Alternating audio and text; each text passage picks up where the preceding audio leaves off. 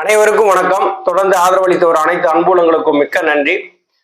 பிஜேபியும் அதிமுக கூட்டணியும் தமிழகத்துல 2026 சட்டசபை பொது தேர்தலில் 186 தொகுதிகளில் வெற்றி அடையுமாம் அப்படின்னு பேசுறாங்க. 186 தொகுதிகளில் அவங்க எப்படி வெற்றி பெறுவாங்க? அதுல என்ன சொல்றாங்க அப்படின்னா, பிஜேபி, அதிமுக, பாட்டாளி மக்கள் கட்சி, தேமுதிக மற்றும் அந்த என்டிஏ கூட்டணியில் இருக்கக்கூடிய அந்த கூட்டணி கட்சிகள் எல்லாம் சேர்ந்து 186 இடங்கள்ல அதிமுக கூட்டணி கைப்பற்றும் அப்படிங்கிறாங்க. இதுல திமுகவினுடைய எதிர்ப்பு வாக்குகள் 8% இருக்கு.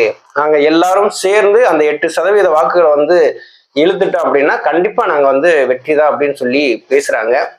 ஆனா 186 தொகுதியில வெற்றி பெறக்கூடிய அளவுக்கு அதிமுக பிஜேபி கூட்டணி இருக்குது. கொஞ்சம் யோசிச்சு பாருங்க. நாமளும் எவ்வளவுதான் உருட்டுனாலும் அந்த உருட்டுக்கும் ஒரு அளவு வேணும்ல. 186 தொகுதிங்கிறது சும்மாவா? இப்ப பிஜேபியும் அதிமுகவும் கூட்டணி வச்சதே ஒரு சந்தர்ப்பவாத கூட்டணி சொல்லிட்டு அந்த கூட்டணி கட்சியில இருக்கிறவங்களே ஒவ்வொருத்தலா கட்சியில இருந்து விலக ஆரம்பிக்கிறாங்க. அதிமுகவில் இருக்கிறவங்க ஒவ்வொருத்தலா விலக ஆரம்பிச்சிட்டாங்க. எடப்பாடி பழனிசாமி சுயநலத்துக்காக இந்த ஒரு கூட்டணியை உருவாக்கி இருக்காரு அப்படின்னு சொல்லி கட்சியை விட்டே விலகுறாங்க. ஒரு காலத்துல அதிமுகவுல பதவி கிடைக்காதான்னு சொல்லி எதிர்பார்த்துட்டு இருந்த காலத்துல இப்ப பாருங்க, அதிமுகவுல ஒவ்வொருத்தரா விலகுறாங்க. சுயநலத்துக்காக எடப்பாடி பழனிசாமி பிஜேபியோட கூட்டணி வச்சிருக்காரு அப்படின்ட்டு. எடப்பாடி பழனிசாமியை விலை கொடுத்து பிஜேபி வாங்கிட்டாங்க. ஒரு நிர்பந்தத்தின் காரணமாக எடப்பாடி பழனிசாமியை பணிய வச்சிருக்காங்க, அடிபணிய வச்சிருக்கிறாங்க, காலில் விழ வச்சிருக்கிறாங்க. இவர் ஏதோ செஞ்சுட்டாரு, அதை பிஜேபி பயமுறுத்தி தான் எடப்பாடி பழனிசாமிய கூட்டணிக்குள்ள அழைச்சிருக்காங்க அப்படின்னு தான் எல்லாருமே பேசுறாங்க.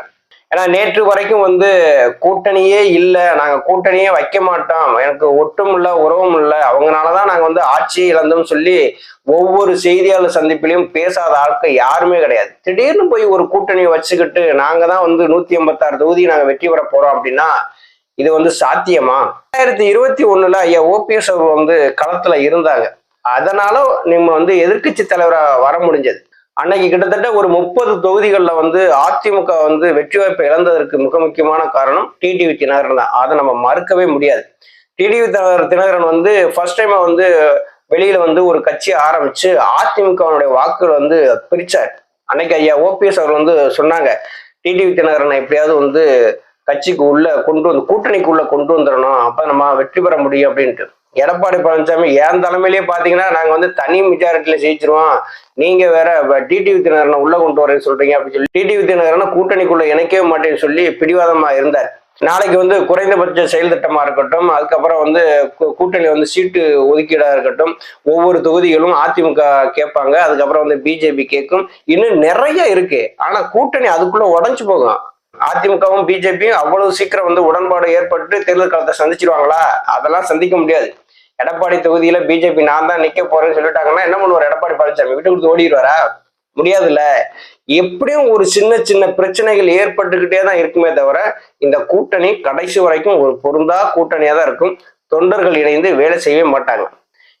எடப்பாடி பழனிசாமி கூட்டணி தர்மத்தை மீறுவார். அவரை நம்பி பிஜேபி கூட்டணிக்கு போகுது அப்படிங்கிறதே வேடிக்கையா தான் இருக்கு. இதை ஏன் சொல்றோம் அப்படின்னா, 2024 பாராளுமன்ற தேர்தல் நடந்துச்சு. அதுல எந்த கட்சியுமே எடப்பாடி பழனிசாமியோட கூட்டணி வைக்க வரல. கடைசி நேரத்துல தேமுதிக போனாங்க, கூட்டணி வச்சாங்க. அதுல ஒரு கூட்டணி ஒப்பந்தம்னு ஒண்ணு போடுவாங்க இல்லையா? அதுல ஒரு ராஜ்யசபா சீட்டு தேமுதிகவுக்கு கொடுக்கறதா தான் பேச்சு. அதை உறுதிமொழியிலையும் எழுதி 2 பேருமே கையெழுத்து போட்டாங்க.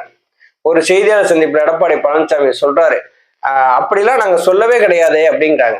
அதாவது எப்படின்னா, அந்த ராஜ்யசபா சீட்டு கொடுக்கறத பத்தி நாங்க சொல்லவே கிடையாது அப்படின்னு சொல்றாங்க. உடனே பிரேமலதா விஜயகாந்த் அவர்கள் அது கூட்டணி உறுதி செய்யப்பட்டதான் எழுதி 2 பேருமே கையெழுத்து போட்டிருக்கோம் அப்படின்னு அவங்க ஒரு செய்தியாளர் சந்திப்புல சொல்றாங்க. கடைசியில என்ன ஆயிடுச்சுன்னா, 2026 மார்ச் வரைக்குமே நாங்க கூட்டணி பத்தி நாங்க பேச மாட்டோம், யாருக்கு கூட்டணின்னு சொல்ல மாட்டோம், அப்பதான் நாங்க சொல்லுவோம்னு அவங்க தெளிவா சொல்லிட்டாங்க. இப்போ அந்த ஒரு ராஜ்யசபா சீட்டை தேமுதிகவுக்கு கொடுத்தா மட்டும்தான் அந்த அதிமுகவில் சேருவாங்க. அப்படி இல்லை அப்படின்னா அவங்களுக்கு எந்த கட்சி சாதகமாக இருக்கோ, சீட்டு கொடுக்கறதுக்கு எந்த கட்சி சாதகமா இருக்கோ அதை நோக்கி தான் நகருவாங்க. இப்ப தமிழக பட்ஜெட் தாக்கல் பண்ணாங்க. அந்த பட்ஜெட்டை வந்து தேமுதிக சைட்ல இருந்து வரவேற்றிருக்கிறாங்க. அதுக்கப்புறம் அவங்க கொண்டு வந்த தீர்மானங்கள் எல்லாத்தையுமே வந்து தேமுதிக வரவேற்று பேசியிருக்கிறாங்க. இப்ப தேமுதிக வந்து திமுக நோக்கி நகரத்தான் ஆசைப்படுமே தவிர ஒண்ணும் இல்லாத எடப்பாடி பழனிசாமி நோக்கி நகர ஆசைப்பட மாட்டாங்க. இதற்கு முக்கியமான காரணம் தேமுதிக எம்எல்ஏக்கள் வந்து சட்டசபைக்கு உள்ள போகணும் அப்படின்னா எடப்பாடி பழனிசாமி நம்பி எந்த பயனும் கிடையாது. அதுக்கு திமுக கூட்டணியிலே போய் சேர்ந்துக்கலாம். திமுக கூட்டணியில ஒரு 10 சீட்டை கொடுத்தா கூட இன்னைக்கு திமுகவுடைய கூட்டணி வலுவா இருக்கு. அதன் மூலம் நமக்கு ஒரு 7 எம்எல்ஏ சீட்டு கிடைச்சாலுமே தேமுதிகனுடைய எம்எல்ஏக்கள் சட்டசபைக்குள்ள இருக்கிறாங்க அப்படின்னு தெரியும். ஆனா எடப்பாடி பழனிசாமி போய் நம்பி போனோம் அப்படின்னா மண் குதிரையில சவாரி செஞ்ச மாதிரிதான், மேல ஏறின உடனே உடஞ்சு விழுந்துரும். அப்படித்தான் இப்ப எடப்பாடி பழனிசாமி என்ன கணக்கு போடுறாரு அப்படின்னா, தேமுதிக போனாலும் பரவாயில்லை, பாட்டாளி மக்கள் கட்சியை எப்படியாவது உள்ள இழுத்துடணும்னு சொல்லிட்டு அவர் நினைக்காரு. இந்த தேமுதிகவுக்கு கொடுக்க வேண்டிய அந்த எம்பி சீட்டை பாட்டாளி மக்கள் கட்சிக்கு கொடுத்து உள்ள இழுத்துருவோம், கூட்டணிக்குள்ள இழுத்துருவோம் அப்படின்னு. அதுலயும் ஒரு சுயநலம் இருக்கு. எப்படி இருக்கு அப்படின்னா, எடப்பாடி தொகுதியில எடப்பாடி பழனிசாமி ஜெயிக்கணும் அப்படின்னாலே பாட்டாளி மக்கள் கட்சியுடைய தயவு வேணும். அங்க வந்து பாட்டாளி மக்கள் கட்சியுடைய ஓட்டு தான் வெற்றி தோல்வியை நிர்ணயிக்குது. வன்னிய பெருமக்கள் அதிக இருக்கக்கூடிய இடமாவும் வந்து இருக்குது. அப்படி பாட்டாளி மக்கள் கட்சியோட கூட்டணி வைக்கலைன்னா எடப்பாடி பழனிசாமி வேற தொகுதிக்கு மாறி போயிடுவார். அன்புமணி ராமதாஸ் கொடுத்த அந்த தலைவர் பதவியை தானே எடுத்துக்கிட்டாரு. எதற்காக எடுத்துக்கிட்டாரு அப்படின்னா, அன்புமணி ராமதாஸ் கிட்ட தலைவர் பதவியை கொடுத்தோம், சரியான முறையில செயல்படல, பிஜேபி என்ன சொல்லுதோ அதை கேட்டு நடக்கிறாரு. பிஜேபி சீட்டு கொடுத்து பாட்டாளி மக்கள் கட்சி சீட்டு வாங்கணுமா, அது தேவையில்லை. நம்ம வந்து டைரக்டாவே வந்து அதிமுகவுடைய வந்து பேசிக்கிறோம் அப்படின்னு சொல்லிட்டு தான் அந்த தலைவர் பதவியை ராமதாஸ் அவர் வந்து கையில் எடுத்தாங்க. இப்ப பிஜேபி வந்து அதிமுகவோட சீட்டு வாங்கி அந்த சீட்டை வந்து எங்களுக்கு பிரிச்சு எது கொடுக்கணும், நாங்க டைரக்டாக வந்து அதிமுகவுடைய வந்து கூட்டணி உடன்பாடு ஏற்படுத்திக்கிறோம் அப்படின்னு சொல்லி அந்த நிலைமையில வந்துட்டாங்க. அநேகமா எடப்பாடி பழனிசாமி வந்து தேமுதிகவை விட்டுட்டு பாட்டாளி மக்கள் கட்சியை உள்ள கொண்டு வரதான் பார்ப்பாங்க.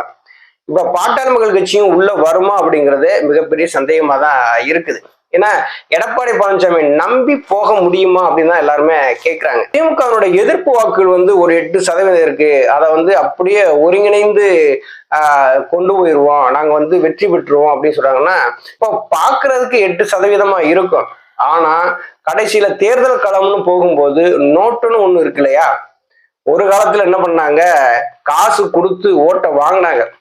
இப்ப என்ன நடக்குது அப்படின்னா, நீங்க வந்து ஓட்டு கேட்க வர்றீங்க, ஏன் காசு கொடுக்க மாட்டேறீங்க அப்படின்னு சொல்லிட்டு மக்கள் கேட்கக்கூடிய சூழ்நிலைக்கு அரசியல் வந்து உருவாயிருச்சு. இப்ப 8% இருக்கும்போது தேர்தல் களத்துல திமுக போகும்போது அது வெறும் 2% எதிர்ப்பு வாக்குகளா தான் இருக்கும். திமுகவுடைய கூட்டணி வந்து ரொம்ப பலமா இருக்கிறாங்க. அந்த கூட்டணியில இருந்து ஒரு கட்சி கூட உடஞ்சு வெளியில வரல. அப்படி வெளியில வந்து வேற யாரோட கூட்டணி, பலமான கூட்டணி உருவாக்கணும் அப்படின்னா இங்க பெரிய கட்சியா எதுவுமே வந்து கிடையாது. அதிமுக மிகப்பெரிய பிளவுல இருக்கு. அப்படி பிளவுல இருக்கிற கட்சியை போய் நம்ம கூட்டணி வச்சு நம்ம வந்து தோல்வியை சந்திக்கிறதுக்கு நம்ம இருக்கிற கூட்டணியிலே இருந்தோம்னா கொடுக்குற சீட்டுகளை வாங்கி நம்ம வந்து வெற்றி பெறலாம் அப்படிங்கிற எண்ணத்தோடு தான் எல்லா கூட்டணியும் கட்சிகளும் இருக்கிறாங்க. இப்ப பிஜேபியுமே வந்து பக்கா சுயநலத்தோடு தான் அவங்களுமே வந்து எடப்பாடி பழனிசாமியோட கூட்டணி வச்சிருக்கிறாங்க. அதுல என்ன சொல்றாங்க, இது ஓபிஎஸ், டிடிவி தினகரன், சசிகலா அந்த 3 பேருமே வந்து மீறி செயல்பட மாட்டாங்க அப்படின்னு வந்து சொல்றாங்க.